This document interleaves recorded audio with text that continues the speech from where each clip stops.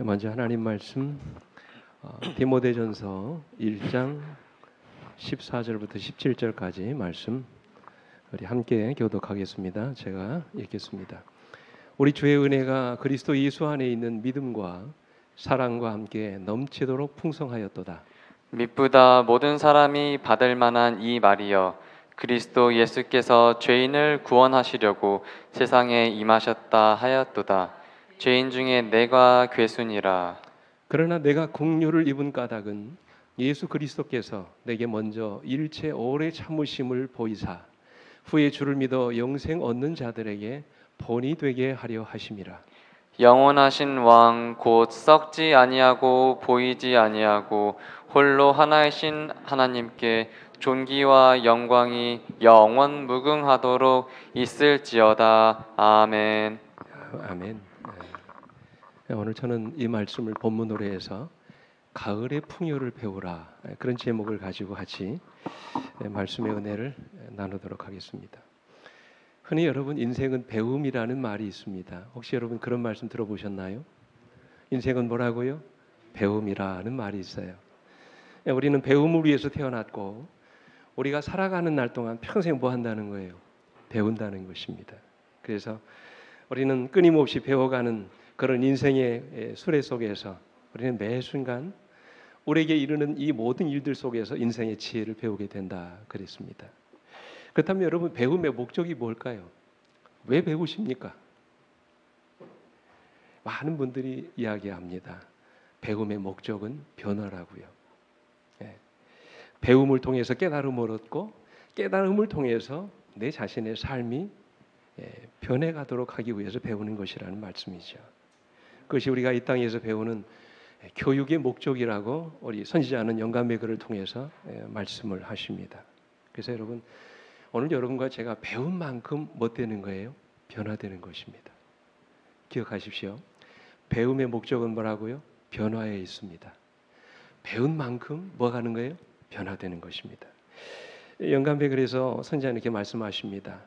부모와 교사와 학생에게 보내는 권변 392페이지에 하나님께서는 우리들에게 하늘에 있는 학교에 들어갈 준비를 위하여 실습 기간을 주셨다. 무슨 기간을 주셨다고요? 실습. 그러니까 여러분, 이 땅을 살아가는 이 인생은 하나님이 여러분과 저에게 주신 무슨 기간이라고요? 실습 기간이라. 이 목적을 위해서 우리는 교육을 받고 수양을 쌓아야 하며 훈련을 받아야 한다. 그 다음 말씀. 지상에 있는 학교에서 우리는 하나님께서 인정하실 수 있는 뭐를 완성해야 된다고요? 품성을 형성해야 된다 그랬어요. 중요한 말씀입니다. 그러면서 이어지는 말씀 속에 이런 말씀을 하셨어요. 품성의 형성은 일생 동안의 과업이며 영원토록 계속될 일이다 그랬어요. 그것에 의해서 우리 영원한 운명이 결정되는 것이라고 말씀을 하셨습니다. 어떻게 보면 우리가 살아가는 모든 날들이 우리의 영혼을 결정하는 배움의 기회가 되는 것이라고 말씀하십니다. 이런 기회를 통해서 우리 안에 하나님의 형상을 회복하는 일이 오늘 우리에게 있어서 최고의 교육이라고 선지자는 말씀을 하십니다. 자, 그래서 조앤 치티스터라고 하는 사람이 쓴 모든 일에는 때가 있다라고 하는 책이 있는데요. 그 책에서 이런 말을 했습니다. 나이가 인생의 전부는 아니다. 얼마나 오래 사는가도 중요하지 않다. 그 다음 말씀 보십시오. 중요한 것은 어떻게 나이가 드는가. 그리고 인생의 매 단계마다 그 시간이 주는 소중한 것들을 얼마나 누리며 사는가이다. 그랬어요. 오래 사는 거 중요하지 않다는 거죠. 우리가 어떻게 늙어가느냐, 우리의 삶 속에서 순간순간 우리에게 주시는 이 배움의 기회를 우리가 어떻게 누리고 살아가느냐, 대단히 중요한 문제라고 하는 것입니다.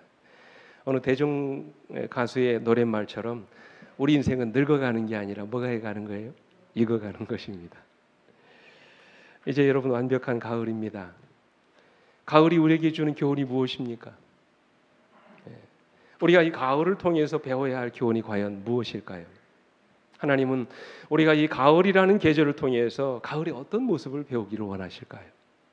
여러분, 가을 하면 무슨 생각이 나십니까? 가을. 어떤 생각이 떠오르세요? 가을 하면. 어떤 분들은 열매, 그죠? 어떤 분들은 노랗게 익은 그 들판들. 여러분은 무엇이 떠오르시나요? 아마 여러분들이 가을 하면 여러분의 머릿속에 떠오르는 아마 대부분의 이미지는 풍요로움일 것입니다. 넉넉함입니다. 모든 사람들을 감싸고도 남을 만큼 넉넉한 것. 그것이 우리의 가을이 주는 교훈이 아닌가 생각합니다. 이것이 가을을 통해서 우리가 배워야 하는 하나님의 모습입니다. 오늘 본문의 말씀 보십시오. 14절. 우리 주의 은혜가 그리스도 예수 안에 있는 믿음과 사랑과 함께 넘치도록 풍성하였도다 그랬어요. 옛말에 쌀독에서 인심 난다는 말 들어보셨습니까? 어떤 분들은 광에서 인심 난다 뭐 그렇게 말씀도 하시는데요. 여러분 이 말이 무슨 뜻입니까? 쌀독에서 인심 난다는 말이 무슨 말이에요? 뭔가 내가 가지고 있는 것이 있어야 나눌 수 있다는 말이죠. 그죠? 가지고 있는 것도 없는데 나눌 수 있겠습니까? 없지요. 내가 갖고 있는 것이 있어야 나눌 수 있다는 것입니다. 근데 이것은 물질적인 것만을 의미하지 않습니다. 우리 인간의 내면도 마찬가지라는 거죠. 뭔가 나눌 수 있는 넉넉함이 그 사람의 내면에 가지고 있어야 우리는 나눌 수 있고 베풀 수 있는 사람이 된다는 것입니다. 너그러운 사람이 모든 사람을 다 품을 수 있게 된다는 말이죠. 너그럽지 못하고 그렇게 인색하게 되면 자꾸 남을 비난하게 되고 아무것도 아닌 일에 신경질을 내게 되고 공격적인 사람이 되기 쉽다는 것입니다. 그러나 너그러운 사람은 관대합니다. 남을 이해하려고 노력합니다. 그의 부족한 부분이 있어도 너그럽게 품을 수 있는 사람이 됩니다. 그 사람이 어떻게 될 때요? 존재 자체가 어떻게 될 때? 넉넉한 사람이 될 때. 이게 중요한 말씀입니다. 그렇다면 오늘 여러분과 같이 나누고 싶은 주제가 이것입니다. 어떻게 우리가 그러면 너그럽고 풍요로운 사람, 넉넉한 사람이 될 수 있을까? 오늘 여러분 이 가을에 우리 모두가 다 그런 사람이 되기를 원하십니까? 어떻게 하면 그런 사람이 될 수 있을까요? 세 가지를 말씀드립니다. 첫째로 너그럽고 풍요로운 사람이 되려면 우리 안에 하나님의 사랑이 필요합니다. 나를 향한 십자가의 사랑이 우리 속에 있어야 합니다. 우리의 허물과 죄를 대신하여 돌아가셨던 그 사랑, 나의 실수와 허물에도 불구하고 나를 위해 죽기까지 사랑하셨던 그 사랑, 내가 사랑받을 만하기 때문이 아니라 나를 사랑한 것이 아니라 사랑받지 못할 나를 위해서 주님이 기꺼이 자기 생명까지도 버리셨던 그 사랑, 그 하나님의 사랑이 우리 모두의 마음속에 있어야 된다고 성경은 말씀하십니다. 왜요? 하나님은 실수와 허물이 많은 나를 아무 조건 없이 사랑하셨기 때문에 그렇습니다. 그래서 로마서 5장 8절에 우리 같이 읽어볼까요? 우리 하나님은 이렇게 말씀하십니다. 시작. 우리가 아직 죄인 되었을 때 그리스도께서 우리를 위하여 죽으심으로 하나님께서 우리에 대한 자기의 사랑을 확증하셨느니라. 내가 의롭게 되었을 때가 아닙니다. 내가 아직 못 되었을 때, 죄인 되었을 때 여전히 부족하고 실수가 많은 사람이지만 그런 나를 주님께서 살리시기 위해서 십자가에 돌아가셨다고 말씀하셨어요. 이사야 53장 6절에도 우리는 다 양 같아서 그릇 행하여 각기 제 길로 갔거늘 여호와께서는 우리 모두의 죄악을 그분에게 담당시키셨다고 그랬어요. 이게 하나님의 사랑입니다. 우리가 사랑받을 만한 행동을 했기 때문에 우리를 사랑하신 것이 아니라고 말씀하십니다. 우리는 다 양 같아서 그릇 행하여 각기 제 길로 갔다고 말씀하셨어요. 그런데 하나님께서는 우리 모두의 죄악을 그 아들에게 다 담당시키셨다고 말씀하셨어요. 이것이 하나님의 사랑입니다. 그래서 사도 요한은 말합니다. 요한일서 4장 10절로 11절에 사랑은 여기 있으니 우리가 하나님을 사랑한 것이 아니요 하나님이 우리를 사랑하사 우리 죄를 속하기 위하여 화목제물로 그 아들을 보내셨음이니라. 사랑하는 자들아 하나님이 이같이 우리를 사랑하셨은즉 우리도 서로 사랑하는 것이 마땅하도다. 문제는 우리 안에 그런 사랑이 없다는 것이죠. 우리 힘으로는 불가능하다는 것입니다. 우리의 본능 속에는 그런 사랑이 존재하지 않는다는 것입니다. 어떻게 해야 될까요? 어떻게 우리가 그런 사랑을 가질 수 있을까요? 여러분 놀라운 말씀이 있습니다. 로마서 5장 5절의 말씀 이렇게 말씀하셨어요. 소망이 우리를 부끄럽게 하지 아니함은 우리에게 주신 성령으로 말미암아 하나님의 사랑이 우리 마음에 부은 바 됨이니라 그랬어요.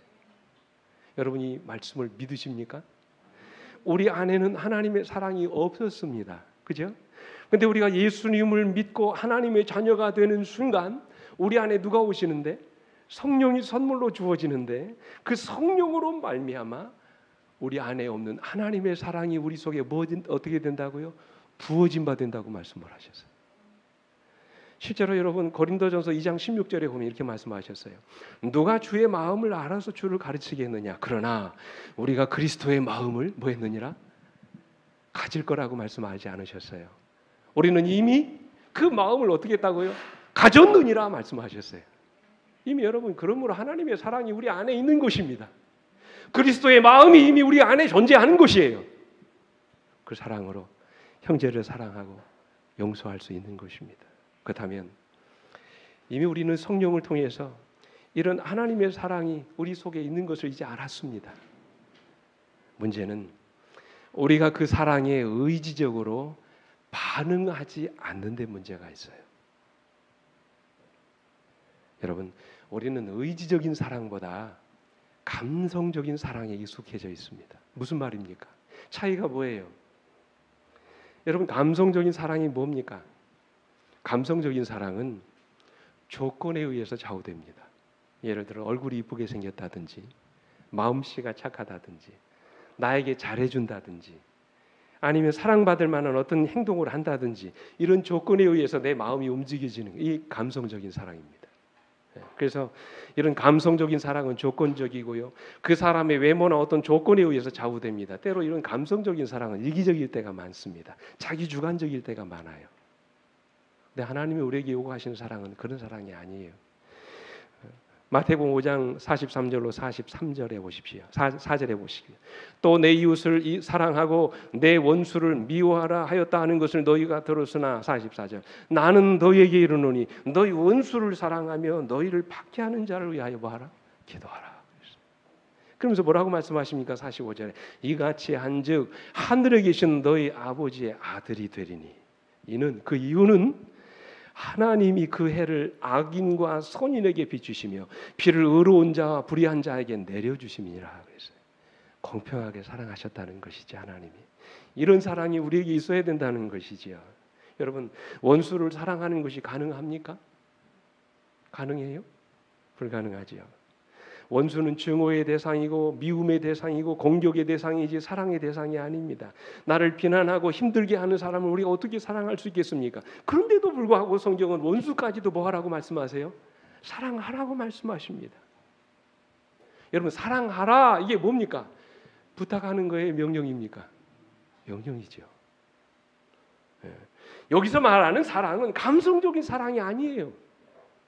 조건에 의한 사랑이 아니라는 것이죠. 감성은 기억하십시오. 명령이 불가능합니다. 좀 어려운 말씀 같지만 웃어라 명령한다고 웃어지지 않아요. 웃을 수 있는 감성의 자극이 돼야 웃는 것입니다.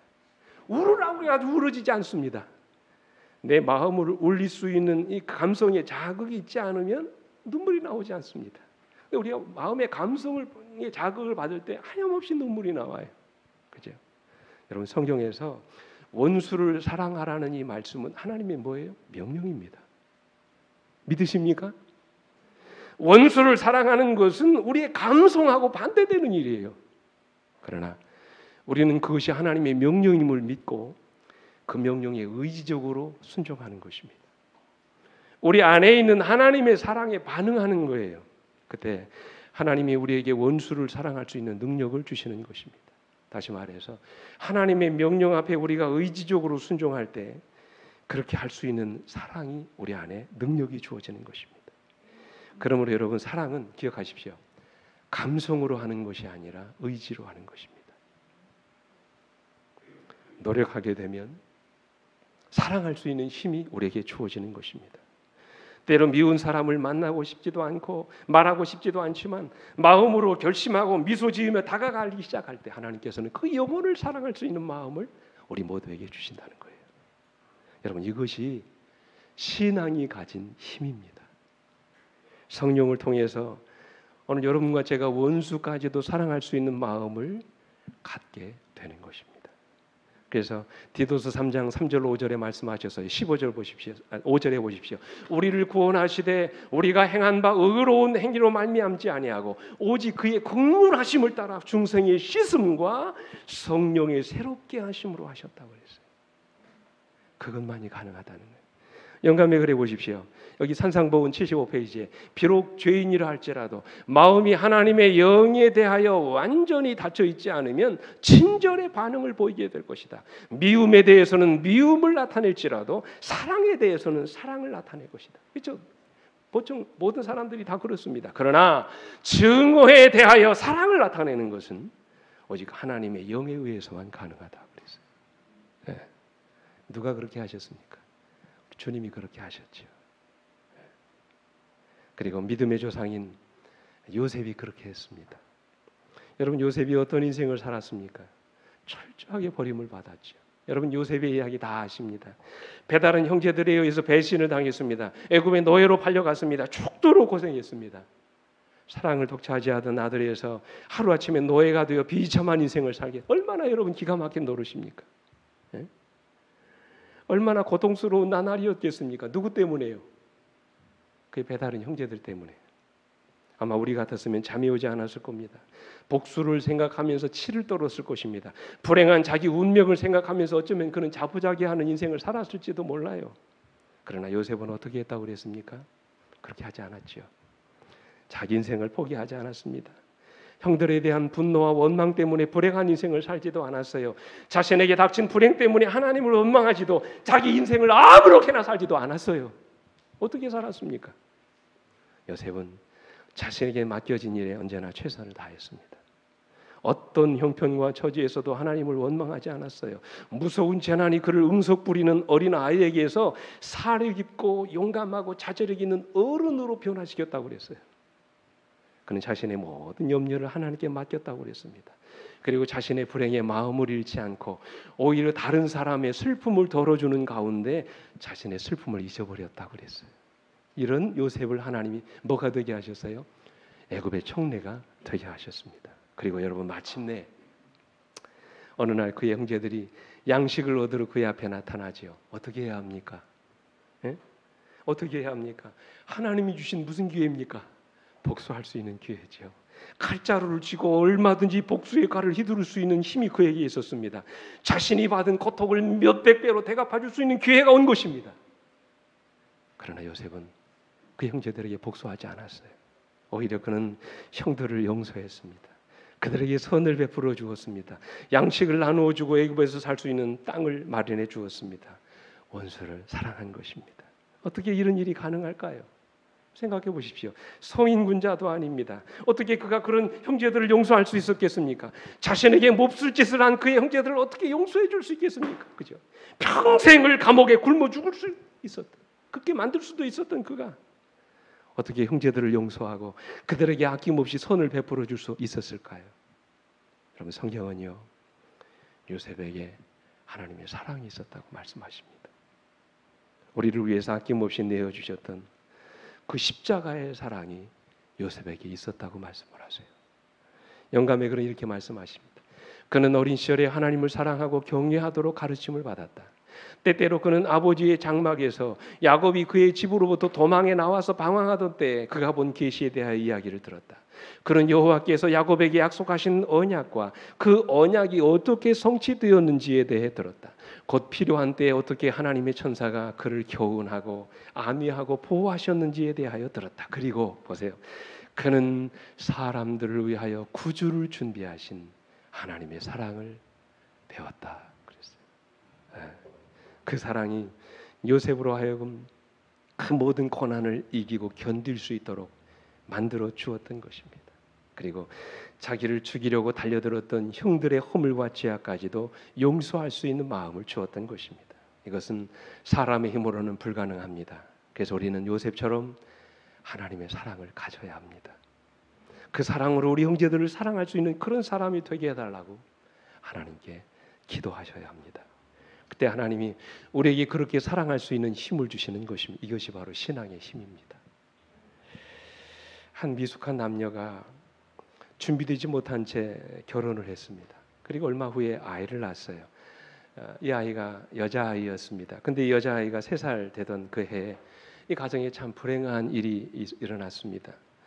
이 부모들은 알코올 중독의 마약 중독자들이었습니다. 이 부인은 시간이 흐르면서 정신분열 증세까지 보이면서 아이를 귀찮아했습니다. 아이를 먹이려고 하지 않은 것입니다. 그러던 어느 날 이 부부가 한바탕 싸움을 싸우고 난 다음에 남편이 집을 나가 버렸어요.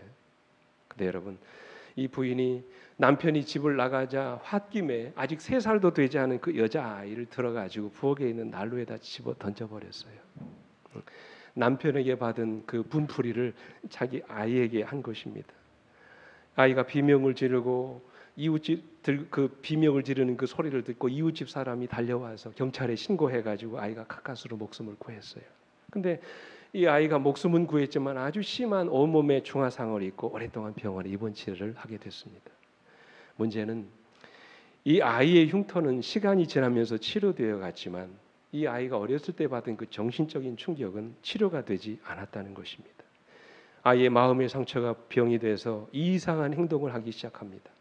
자기를 칼로 찌르는 자학 증세를 보이지 않은가, 때로는 사람을 기피해서 입을 곧게 다문 채 일절 그 이후로부터 말을 하지 않았어요. 그리고 방구석에만 처박혀서 잠도 자지 않고 벌겋게 충혈된 눈으로 하늘만 바라보면서 이 아이가 중얼중얼거리면서 마치 정신 이상자처럼 그렇게 살았습니다.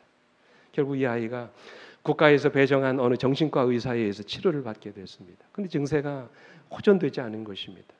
그에게 배정된 치료 기간이 다 끝났지만 이 아이의 치료가 헛수고였습니다. 근데 그 아이의 치료를 받았던 의사는 아주 신실한 그리스도인이었습니다.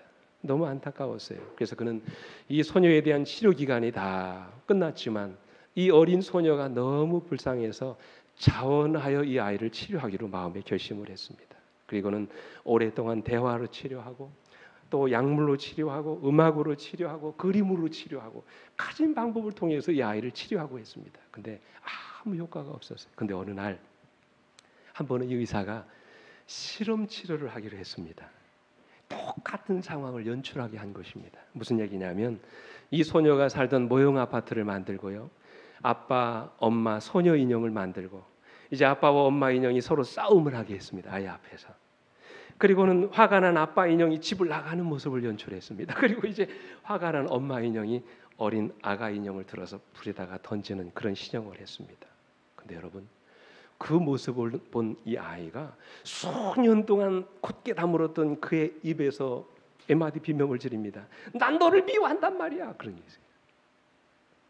깜짝 놀랐어요. 놀라운 사실은 그때부터 이 소녀의 삶이 달라지기 시작했어요. 비로소 현실에 직면하기 시작하면서 의사와 대화를 나누기 시작합니다. 치료가 되기 시작하면서 더 이상 사람들을 기피하지 않게 됐습니다. 하루는 소녀가 의사에게 물었습니다. 선생님, 혹시 하나님이세요? 그러고 물었어요. 아니야. 나는 하나님은 아니지만 하나님이 보낸 의사란다. 이 소녀가 묻습니다. 그러면 하나님도 선생님처럼 나를 사랑하시나요? 물었어요. 그때 이 선생님이 이렇게 대답을 했습니다. 그럼 사랑하시고 말고 그분은 우리를 죽도록 사랑하신단다. 그분은 우리를 위해서 자기 아들을 세상에 보내셨고 그분은 우리를 위해서 십자가에서 죽으셨지. 그 하나님이 또한 나를 너에게 보내신 거란다. 그 순간 소녀의 다쳤던 마음이 열리고 하나님의 사랑이 소녀의 마음을 치료하기 시작했습니다. 그리고 그를 낳아준 부모들을 진심으로 용서할 수 있는 마음을 갖기 시작했습니다. 훗날 이 소녀는 회복돼서 주변에 있는 사람들에게 하나님의 사랑을 나누어주는 그런 아이로 변화되기 시작했습니다. 여러분, 무엇이 이런 변화를 가져오게 했습니까? 하나님의 사랑 때문이었습니다. 하나님의 사랑이 이 어린 소녀의 병든 마음을 치유해 주었던 것입니다. 사랑하는 성도 여러분, 결실과 풍요의 계절인 이 가을, 우리 주님처럼 너그럽고 풍요로운 사람이 되기를 원하십니까? 갈바리 십자가의 사랑이 오늘 우리 안에 있게 해달라고 우리 함께 기도하시게 되기를 간절히 바랍니다. 내 주변에 사랑에 목말라하고 굶주림에 있는 나의 형제들에게 주님의 사랑으로 사랑할 수 있는 그런 마음을 갖게 해달라고 이 시간 우리 모두 함께 기도하시길 바랍니다. 끝없이 죄만 짓고 실수만 하는 나를 하나님이 어떻게 사랑하셨는지를 깨닫게 해주시고 나로 하여금 그런 사랑으로 내 형제를 사랑할 수 있게 해달라고 이 시간 기도하시게 되기를 간절히 원합니다. 때로 나를 힘들게 하고 고통스럽게 만드는 나의 이웃과 형제들을 주님의 마음으로 용서하고 사랑할 수 있는 그런 그리스도인이 되게 해달라고 이 시간 우리 함께 기도하는 우리 모두가 되기를 간절히 원합니다. 그때 우리가 어떻게 되는 거예요? 넉넉한 사람이 되는 것입니다. 둘째로 우리가 너그럽고 풍요로운 사람이 되려면 우리에게 믿음이 있어야 합니다. 하나님에 대한 절대적인 믿음이 있는 사람만이 마음에 여유가 있어요. 흔들리지 않습니다. 주변의 환경에 우리의 삶이 움직이지 않습니다. 어떤 환경의 지배를 받지도 않고 늘 마음의 포근함을 가지고 넉넉한 마음의 소유자가 될 수 있는 것입니다. 우리 시편에 보면 말씀이 있죠. 시편 27편 1절로 3절에 여호와는 나의 빛이요 나의 구원이시니 내가 누구를 두려워하리요. 여호와는 내 생명의 능력이시니 내가 누구를 무서워하리요. 악인들이 내 살을 먹으려고 내게로 왔으나 나의 대적들 나의 원수들인 그들은 실족하여 넘어졌도다. 3절 군대가 나를 대적하여 진칠지라도 내 마음이 두렵지 아니하고 전쟁이 일어나 나를 치료할지라도 나는 여전히 태어나리로다. 비결이 무엇입니까? 예? 이유가 뭐예요? 오늘 지금 시편 기자가 겪고 있는 상황이 어떤 상황입니까?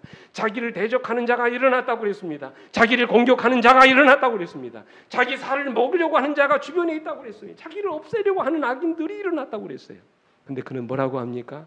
군대가 나를 대적하여 진을 칠지라도 내 마음이 두렵지 아니하며 전쟁이 일어나 나를 치료할지라도 나는 태어나다고 그랬어요. 이유가 무엇입니까? 앞부분에 있는 말씀처럼 여호와는 나의 빛이요 나의 구원이시며 나의 능력이심을 그가 믿었기 때문입니다. 그러나 하나님만 생각하면 자기는 조금 더 두렵거나 염려가 되지 않는다고 말합니다. 믿음이 우리로 하여금 흔들리지 않은 신앙을 갖게 하는 것입니다. 여러분 사울을 보십시오. 사울은 외모가 아주 출중한 사람이었죠. 이 겉모습은 아름다운 풍채를 지녔는지 모르겠지만 그의 내면은 아주 옹졸한 사람이었습니다. 골리앗을 죽이고 전쟁에서 그들이 돌아왔을 때 이스라엘 여인들이 노래하지요. 뭐라고 노래합니까? 사울이 죽인 자는 몇이요? 천천히요. 이 다윗이 죽인 자는 만만이로다 그랬어요. 이스라엘 여인들이 부르는 이 노래를 듣고 그냥 사울의 마음이 획가닥 돌아버렸어요. 그 다음부터 누구를 죽이려고 합니까? 다윗을 죽이려고 혈안이 됩니다. 그런데 여러분 다윗은 누구예요? 엄밀히 말하면 사위 아닙니까? 그의 딸 미갈의 남편이에요. 사위는 자식 아닌가요? 사위가 그의 나라를 이어받으면 안 되는 것인가요? 아니죠. 되죠. 이렇게 옹졸한 사람이에요. 어떻게 해서든지 다윗을 끌어내리려고 합니다. 그런데 다윗은 어떻습니까? 자기를 죽이려고 끊임없이 그를 추격하고 쫓아오는 사울을 죽일 수 있는 여러 번의 기회가 있었지만 그때마다 그는 그의 부하들에게 뭐라고 합니까? 결국 그렇게 하지 말아라. 여호와께서 기름 부음을 받은 사울에게 뭐 대지 말라고요? 손을 대지 말라고. 끝까지 그에게 너그러움을 잃지 않았어요. 나중에 그의 아들인 압살롬이 쿠데타를 일으키죠. 아버지를 향하여 반란을 일으킵니다. 백성들의 마음을 빼앗아서 아버지의 권력을 가로채려고 합니다. 그때 여러분 다윗이 어떻게 했습니까? 아들과 싸웠나요? 아닙니다. 그죠? 아들과의 전쟁을 피합니다. 그리고는 아들에게 예루살렘을 양보합니다. 그리고는 자기는 도망자의 길을 선택합니다. 그리고 훗날 전쟁에 나가는 부하들에게 뭐라고 부탁합니까? 나를 위하여 젊은 압살롬에게 너그러이 대우하라. 네. 여러분 부탁. 아버지의 나라를 빼앗은 아들이 아버지의 목숨을 노린 패악한 자식입니다. 어떻게 그런 자식을 너그럽게 대우라고 말할 수 있을까요? 여러분 본때를 보여줘야 되는 건 아닌가요? 안갚음해줘야 되는 거 아닙니까? 그럼에도 불구하고 다윗은 압살롬을 너그럽게 대우하라고 말합니다. 이유가 무엇입니까? 하나님을 향한 절대적인 믿음이 그에게 있었기 때문입니다. 여호와는 나의 빛이요 나의 구원이시며 나의 능력이심을 그가 믿었기 때문입니다. 그래서 그는 매사에 너그러움과 마음의 여유를 잃지 않았던 것입니다. 한 이야기만 더 해볼까요? 창세기 26장에 보면 이삭이 그가 살던 땅에 기근이 내립니다. 이삭이 기근을 만나고 나서 애굽으로 가려고 하죠. 하나님이 막습니다. 가지 말라고. 하나님의 명령에 따라서 이삭이 애굽으로 내려가지 않고 그들이 그랄 땅에 머물러 살았다고 그랬어요. 그랬더니 하나님께서 이삭에게 100배나 복을 주셨다고 그랬어요. 양과 소가 떼를 이루고 종들이 심이 많아졌다고 그랬어요. 근데 이 이삭의 축복을 시기하는 백성들이 있었어요. 바로 그라랑 아비멜렉의 목자들이었습니다. 그들이 이삭을 괴롭히기 시작합니다. 이삭이 파는 우물마다 빼앗기 시작합니다. 내 거라고요. 근데 여러분 그렇게 할 때마다 이삭이 어떻게 했습니까? 한 번도 그들과 뭐 하지 않았어요. 다투지 않았다고 그랬어요. 내놓으라면 그냥 우물 내놓고 이삭을 합니다. 그리고 나서 또 다른 우물을 팝니다. 이삭은 몇 번씩이나 우물 때문에 고통을 겪으면서도 이삭을 갔습니다. 여러분 한번 생각해 보십시오. 이삭이 힘이 없어서 아비멜렉과 싸울 능력이 없어서 우물을 포기한 것일까? 아닙니다. 얼마든지 싸워서 이길 수 있는 힘이 그에게 있었습니다. 그럼에도 불구하고 그가 싸움이 일어날 때마다 우물을 양보하고 다른 우물을 팠던 이유가 무엇입니까? 하나님에 대한 절대적인 믿음이 그에게 있었기 때문입니다. 내가 사는 것도 하나님 때문이고 내가 부자 된 것도 하나님의 은혜로 되는 것이다. 내가 먹고 사는 모든 것들이 다 하나님이 주신 은혜로 되는 것이다. 하나님이 나와 함께 하시면 어떤 상황에서도 하나님은 나를 굶주리지 않게 하실 것이다. 이런 믿음이 이삭에게 있었던 것입니다. 이런 믿음이 이삭으로 하여금 너그러운 사람이 되게 했던 것입니다. 여러분 그렇습니다. 믿음이 있어야 넉넉한 사람이 되는 거예요. 믿음이 있어야 풍요로운 사람이 되는 것입니다. 오늘 우리 마음속에 믿음이 있어야 여유로운 사람이 되는 것이에요. 이처럼 믿음은 우리를 담대하게 만듭니다. 우리가 어떤 믿음을 가지고 살면 어떤 문제 앞에서도 두려워하거나 조급해하지 않습니다. 어떤 일이 만나더라도 불안하지 않습니다. 때로는 실패하고 넘어져도 절망하지 않습니다. 억울한 일을 당하고 모욕적인 일을 만나도 마음에 분노하지 않습니다. 하나님의 손이 나와 함께 하심을 믿고 마음의 평정심을 잃어버리지 않습니다. 나의 모든 것을 아시는 하나님이 나를 가장 좋은 길로 인도하실 것이라고 믿습니다. 이것이 바로 믿음의 조상이 가진 마음의 여유였습니다. 이런 이야기가 있습니다. 제가 어느 목사님을 통해서 들은 간증인데요. 이 목사님이 담임한 교회에 한 성도님이 있었는데 이분이 비료 공장을 하신 분이었습니다. 근데 이분이 사업을 하다가 갑자기 망해가지고 많은 빚을 지게 됐어요. 이자는 산더미처럼 불어나고 매일같이 찾아오는 빚쟁이들의 독촉 때문에 정신병원에 입원할 정도로 아주 많은 스트레스를 받게 됐어요. 근데 이분이 사업을 망하고 빚에 쪼달리는 고통 가운데서도 한 가지 신앙을 버리지 않았어요. 어려움 중에서도 매 안식일마다 주님 성전을 찾아서 기도했습니다. 그러다 어느 날 하나님 말씀을 듣는 가운데 이분이 개인적으로 주님을 만나는 경험을 해요. 근데 여전히 그에게는 산더미 같은 큰 빚이 그대로 남아 있었습니다. 그래서 목사님은 그분을 방문해서 이렇게 말을 했다고 합니다. 걱정하지 마십시오. 성도님은 예수님을 믿는 분이기 때문에 예수님 안에 있는 모든 것이 다 당신의 것입니다. 용기 내십시오. 그렇게 했어요. 그자 이분이 내가 어떤 사업을 다시 시작해야 되는지 좀 가르쳐 달라고 목사님에게 질문했습니다. 목사님이 그분의 제안을 듣고 말씀을 읽고 열심히 기도하면서 여러분 당신이 좀 결정하라고 그러겠어요. 근데 어느 날 이분이 하루는 아침에 흥분해가지고 막 뛰어오시더랍니다. 뭐라고 했냐면 목사님 오늘 제가 아침 성경을 읽다가 우리가 그리스도인이 세상의 소금이라는 걸 제가 알게 됐습니다. 제가 소금 장사를 좀 하면 어떨까요? 그러더래요. 목사님이 당신이 기도하면서 말씀 들은 가운데 그렇게 결정하셨다면 그렇게 하시라고 그랬어요. 어떻게 됐을까요? 정말 하나님께서 놀랍게 축복하셨어요. 작은 규모로 조그만 가게를 차려가지고 소금 사업을 시작했는데 얼마나 하나님이 복을 주시는지 날로 번창했습니다. 상당량의 소금을 쌓아둘 만큼 큰 창고를 가진 그야말로 소금 부자가 된 것입니다. 근데 여러분 어느 여름날 갑자기 비가 옥수같이 쏟아지더니 밤 늦은 시간부터 이른 아침까지 엄청나게 많은 폭우가 내렸어요.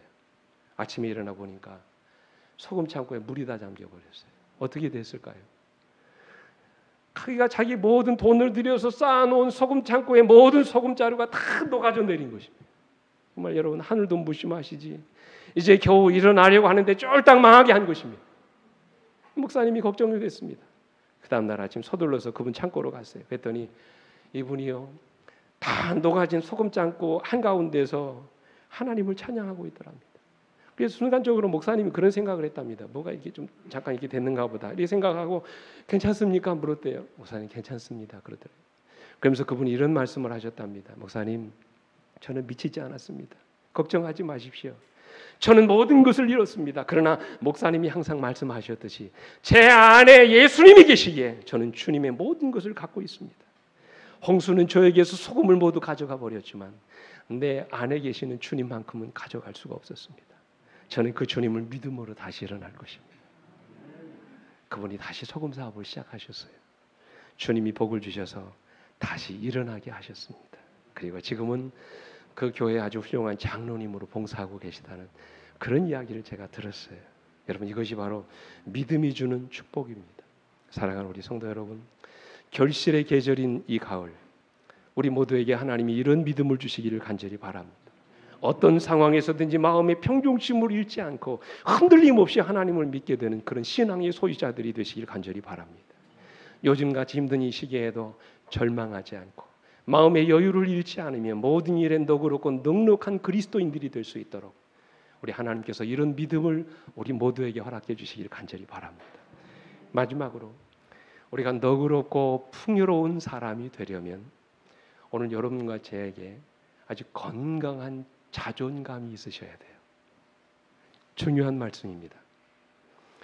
자존감이 넉넉할 때 우리는 주변에 있는 사람들과 좋은 인간관계를 형성할 수 있습니다. 그런데 반대로 우리가 열등감이 심하게 되면 이 사람이 어떤 사람으로 바뀌게 되냐면요, 공격적인 사람이 되기가 쉽습니다. 사람은 누구나 열등감을 가지고 있죠. 그죠? 열등감 없는 사람은 없습니다. 어떤 사람은 외모에 대한 열등감이 있고, 어떤 사람은 가족에 대한 열등감이 있고, 어떤 사람은 부모에 대한 열등감이 있고요. 어떤 사람은 재물에 대한 열등감이 있고, 어떤 사람은 배우지 못한 것에 대한 열등감이 있습니다. 그죠? 근데 여러분, 하나님은 우리가 우리 안에 있는 이런 열등감을 물리치고 건강한 자존감을 갖게 되기를 주님은 원하세요. 이 바울은 오늘 본문의 15절의 말씀 가운데 이렇게 말합니다. 자기 자신을 가리켜 이렇게 말합니다. 밑보다 모든 사람이 받을 만한 이 말이요, 그리스도 예수께서 죄인을 구원하시려고 세상에 임하셨다 하였도다. 죄인 중에 내가 뭐라고요? 괴수라고 그랬어요. 여러분, 괴수가 뭡니까? 두목이라는 말이죠. 죄인 가운데 가장 큰 죄인이라는 말이에요. 한때 그리스도인들을 핍박하고 잡아 죽이는 일에 앞장섰던 자신의 지난 날을 돌아보면서 자신을 일컬어 자기는 뭐라고 합니까? 내가 죄인 중에 뭐라고요? 괴순이라. 여러분 보세요. 괴수였다고 말하지 않았어요. 나는 죄인 중에 괴순이라 그랬어요. 과거에도 괴수지만 지금도 죄인 중에 괴수라는 말이에요. 이어지는 말씀 보십시오. 그러나 16절에 그러나 내가 긍휼을 입은 까닭은 예수 그리스도께서 내게 먼저 일체의 오래 참으심을 보이사 후에 주를 믿어 영생 얻는 자들에게 본이 되게 하려 하심이라 그랬어요. 한없이 연약하고 부족한 것이 많은 사람이지만 하나님이 나 같은 사람에게 오래 참으시사 나로 하여금 이방의 복음을 전하는 자가 되게 하셨다는 그런 말씀이에요. 이것은 여러분, 훗날 예수를 믿어 영생을 얻는 자들에게 본이 되게 하시기 위함이라고 말씀. 이게 무슨 말입니까? 나 같은 사람도 하나님의 은혜로 구원받아 얼마든지 변화된 인생을 살 수 있다는 말씀이에요.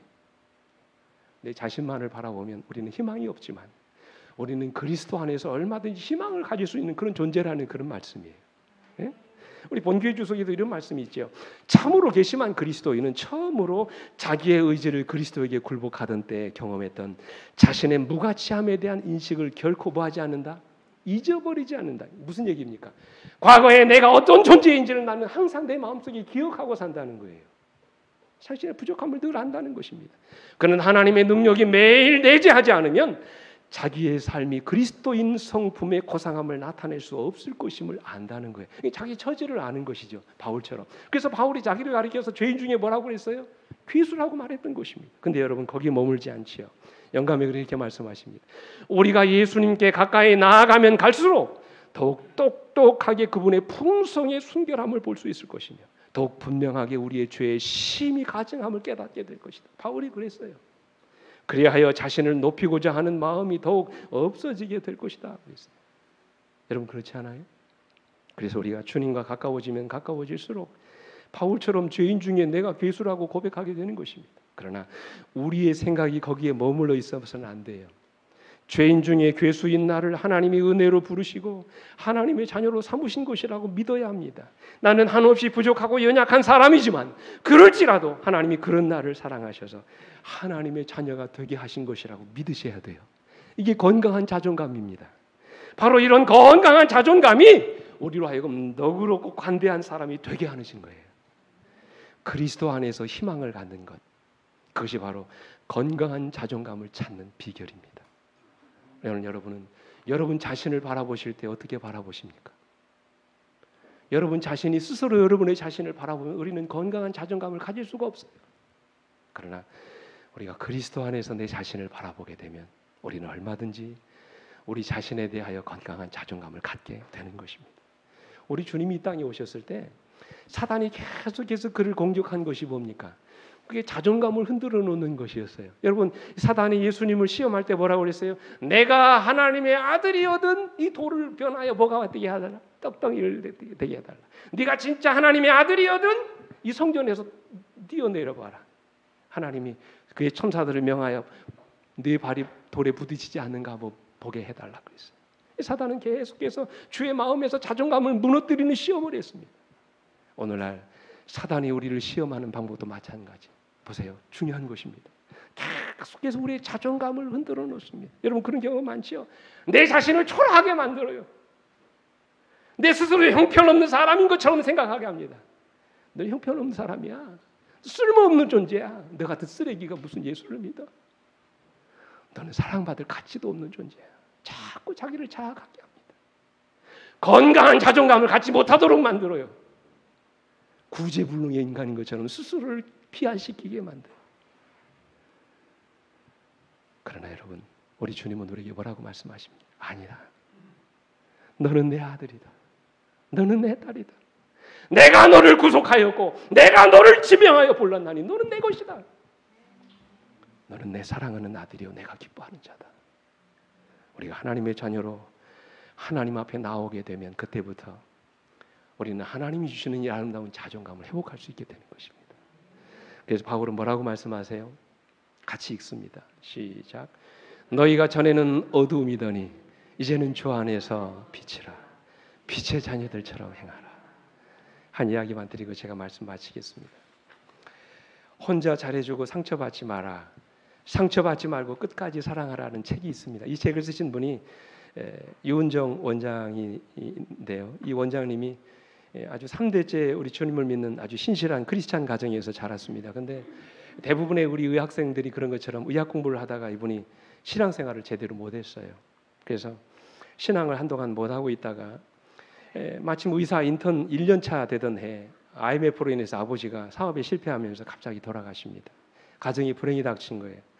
그는 빚쟁이에 쫓겨서 이모집으로 피해야 되는 그런 삶의 위기를 만납니다. 근데 이 절망의 삶 속에서 그동안 그가 잃어버렸던 하나님을 다시 찾게 되지요. 그날부터 성경을 읽기 시작합니다. 주님이 말씀을 읽는 그 가운데 찾아오셔서 여러분 보세요. 어느 날 성경을 읽는데 이렇게 얘기합니다. 하나님의 형상대로 사람을 창조하시되 라는 말씀을 보자 갑자기 눈물이 왈칵 쏟아졌다 그랬어요. 갑자기 눈물이 쏟아져요. 우리들 각자에게는 창조주가 주신 독특한 고유의 모습들이 있다는 것입니다. 나 자신을 존중해야 되는 이유가 바로 거기 있다는 사실을 그가 깨달았어요. 형편없는 존재인 줄 알았는데 말씀을 보니까 내가 누구 형상대로? 하나님의 형상대로 하나님의 모양대로 지음을 받은 존귀한 존재라는 사실을 깨닫게 된 것입니다. 계속 공부하다가 이렇게 배워서는 성이 안 차다 싶어가지고 의사가 말이죠. 하던 병원 문 닫고 미국에 있는 퓰로 신학에 들어가가지고 대학원 공부를 합니다. 의사로 개업한 지 5년 만에 문을 닫고 가서 신학을 공부한 거예요. 이 사람이. 공부하는데 미국 사람과 어울려서 공부하니까 제일 딸리는 게 뭘까요? 영어죠. 안 들어와요. 이야기도 못합니다. 그러니까 사람들로부터 아시아인을 특별히 비하하는 그런 사람들이 많은데 영어까지 잘 못하니까 얼마나 초라합니까? 근데 이렇게 낮아진 자존감 때문에 하루하루 사는데 어느 날 교수님이 내적 치유 세미나라고 하는 그 세미나에 좀 갔다 오라고 그러더라고요. 거기 가면 굉장한 금은보화가 당신을 기다리고 있을 거라고 얘기하더래요. 이분이 기대가 됐습니다. 그래서는 3박 4일 동안 이루어지는 내적 치유 세미나에 이분이 참여했습니다. 근데 3박 4일 동안 치유 세미나를 마치고 났는데 아무런 발견도 할 수 없더라는 거예요. 뭐가 도대체 금은보화인가? 말이죠. 이게 도대체 뭡니까? 금은보화가 어디 있습니까? 막 마음속에 막 울분이 쏟아지는 거예요. 기도하는데 우리 하나님께서 여인에게 말씀하셨어요. 금은보화는 바로 너다. 한참 기도하는데 금은보화는 바로 누구라고요? 바로 너다. 그런 마음의 확신을 뜨더라는 것이. 그때까지 자신이 얼마나 소중하다는 생각을 하지 못하고 늘 뭔가 필요하다, 늘 뭔가 부족하다고 생각했는데 하나님이 깨닫게 해주신 거예요. 이 놀라운 은혜를 체험하고 한국에 돌아와서 다시 병원을 개업하면서 병원이 나의 사역지이고 병원이 곧 교회다. 그래서 자기가 상처 입고 고통당하는 많은 사람들의 마음을 치유하기 시작했습니다. 예수의 사랑을 전하고 그들에게 하나님이 당신이 얼마나 사랑하고 얼마나 당신이 하나님의 존귀한 존재인지를 말하기 시작했어요. 수많은 사람들이 마음에 치유받기 시작했어요. 이런 이야기를 합니다. 죄 짓고 헤매고 결핍 있는 내 모습 때문에 내가 느끼는 자존감은 매번 달랐지만 나의 성공 여부와 상관없이 하나님의 형상으로 빚어진 나란 존재 자체가 소중하다는 것을 그때 알았어요. 그래서 내 안에 계신 예수님이 나를 어떻게 빚어가실지에 기대하며 살 수 있는 것이지요. 여러분 그렇지 않습니까? 여기 우리 희망이 있는 것 아니겠습니까? 사랑하는 성도 여러분, 여러분이 좀 더 너그럽고 관대한 그리스도인이 되기를 원하십니까? 먼저 여러분 안에 건강한 자존감을 회복하시게 되기를 간절히 바랍니다. 내가 얼마나 놀라운 하나님의 사랑을 입은 존재인지를 깨닫게 되시길 간절히 바랍니다. 하나님의 형상으로 빚어진 나, 하나님이 자기 생명까지 버리시면서 아낌없이 사랑해 주신 나, 그리고 내 안에 하나님의 아름다운 형상을 회복하실 나의 모습을 기대하며 여러분 마음속에 건강한 자존감을 회복하시게 되길 간절히 바랍니다. 저는 여러분들에게 마지막으로 부탁드립니다. 여러분 자신을 결코 함부로 생각하지 않게 되기를 간절히 바랍니다. 여러분은 사랑받기 위해서 태어난 존재들입니다. 우리 모두 예수 그리스도 안에서 희망을 갖게 되시길 간절히 바랍니다. 우리가 그런 자존감을 가질 때 어떤 사람이 되는 거예요? 너그러운 사람이 되는 거예요. 관대한 사람이 되는 것입니다. 넉넉한 사람이 되는 것입니다. 우리 모두 이 결실의 계절인 가을에 이 가을의 풍요를 배우는 여러분과 제가 되기를 간절히 바라면서 말씀을 마치겠습니다. 함께 일어나셔서 찬양하시겠습니다.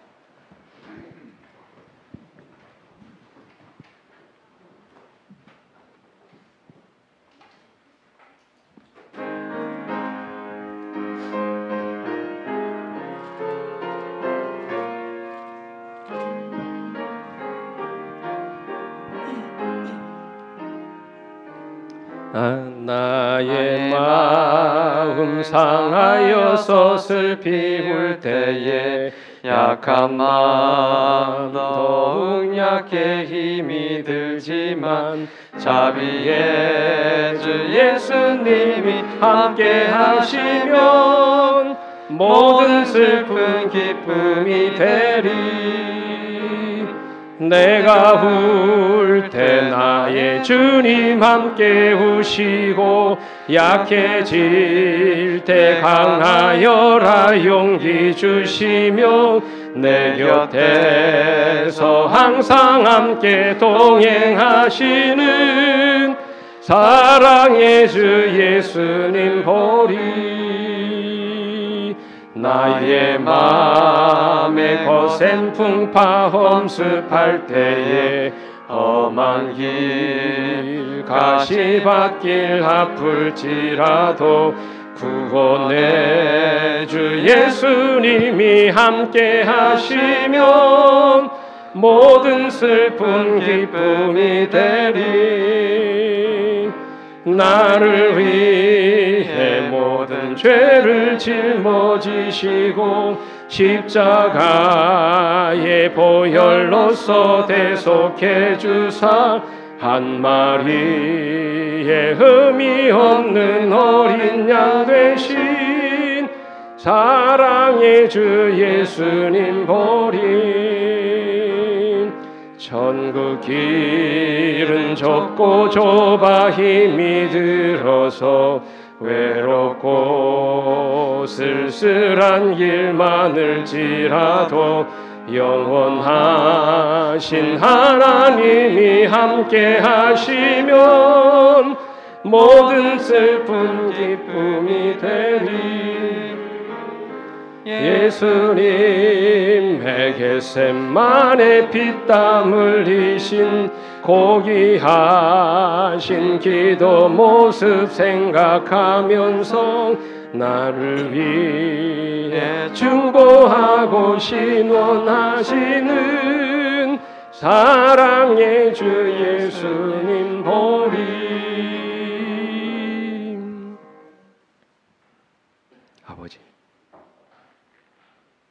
우리가 단지 늙어가는 것이 아니라 정말 주님 닮은 사람으로 익어가는 그리스도인 되기를 원합니다.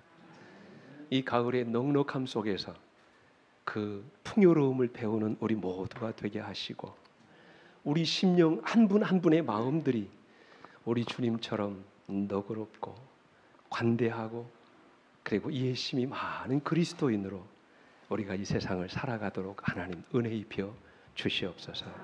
이제는 우리 아버지 하나님의 놀라우신 은혜와 그 아들 예수 그리스도의 탐이 없으신 십자가의 사랑과 오늘도 상처난 자를 위로하시며 날마다 용기 얻고 새롭게 살아가도록 도와주시는 성령 하나님의 감화 감동하심이 오늘도 이 말씀을 듣고 진정 넉넉한 그리스도인으로 살아가기로 결심한 주의 종들을 위해 이제로부터 영원토록 언제나